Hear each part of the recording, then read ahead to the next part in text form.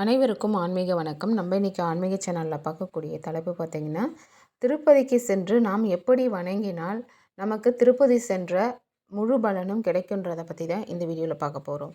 பொதுவாகவே பார்த்திங்கன்னா, திருப்பதி சென்றால் நேராக போயிட்டு பெருமாளை போய் பார்த்து கும்பிட்டுட்டு வர்றதா தான் மோஸ்ட்லி நிறைய பேர் பழக்கமாக வச்சுருப்பாங்க. அந்த மாதிரி நம்ம கும்பிட்றப்போ அதற்கான முழு பலன் நமக்கு கிடைக்காம போகும். திருப்பதி போகணுன்னு முடிவு பண்ணிட்டோன்னா கரெக்டாக அதற்குன்னு ஒரு சாஸ்திர முறைகள் இருக்குது. அப்படி நம்ம போய் சாமியை சேவிச்சிட்டு வந்தால் தான் நமக்கு திருப்பதி சென்ற முழு பலனும் திருப்பமும் கிடைக்கும். அதை ஃபஸ்ட்டு எப்படின்றத பார்த்துடலாம்.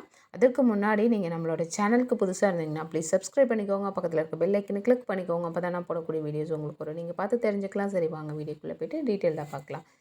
நம்ம திருப்பதி போகணும் முடிவு பண்ணிட்டோன்னா முதல்ல பார்த்திங்கன்னா நம்ம ஃபஸ்ட்டு குலதெய்வத்தை வணங்கணும். குலதெய்வத்தை மனசார நினச்சி வீட்டில் ஒரு படையல் போட்டுட்டு, அப்படி இல்லை கோவிலுக்கு போக முடிஞ்சால் கோவிலுக்கு போய் வணங்கிட்டு அதுக்கப்புறம் நம்ம திருப்பதிக்கு கிளம்பலாம். திருப்பதிக்கு போகிறோம் அப்படின்னா ஃபஸ்ட்டு நம்ம வணங்கக்கூடிய சுவாமி பார்த்திங்கன்னா கீழ்த்திருப்பதியில் இருக்கக்கூடிய கோவிந்தராஜ பெருமாளை தான் நம்ம வணங்கணும். இவங்களை வணங்கி முடிச்சுட்டு அடுத்ததாக பார்த்திங்கன்னா பத்மாவதி தாயாரை நம்ம தரிசிக்கணும். பத்மாவதி தாயாரை பார்த்திங்கன்னா திருச்சானூர் சென்று நம்ம வணங்கணும். அங்கே இருக்காங்க அவங்களுடைய சன்னதி. அங்கே போய் வணங்கிட்டு வந்தோன்னா நம்மளுடைய செல்வ நிலை, நம்மளுடைய குறைகள் எல்லாமே நம்ம அம்பாள் கிட்ட சொல்கிறப்போ அவங்க பெருமாள் கிட்ட போயிட்டு நமக்காக சிபாரிசு பண்ணி நம்மளுடைய செல்வ நிலையை உயர்த்துறதுக்கும் அங்கே பெருமாளிடம் சிபாரிசு செய்வதாக ஐதீகம் சொல்லப்பட்டிருக்கு.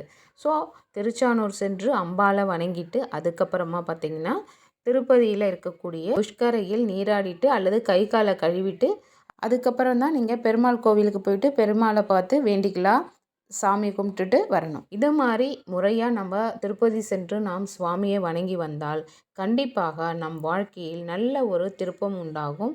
நம்மளுடைய வாழ்க்கையில் செல்வ நிலை நல்லா உயர்வதை நாம் கண்கூடாக பார்க்கலாம். இந்த திருப்பதி செல்கிறத பார்த்திங்கன்னா நம்ம வருஷத்துக்கு ஒரு முறையாவது நம்ம மினிமம் போயிட்டு வர்றது ரொம்ப ரொம்ப நல்லது.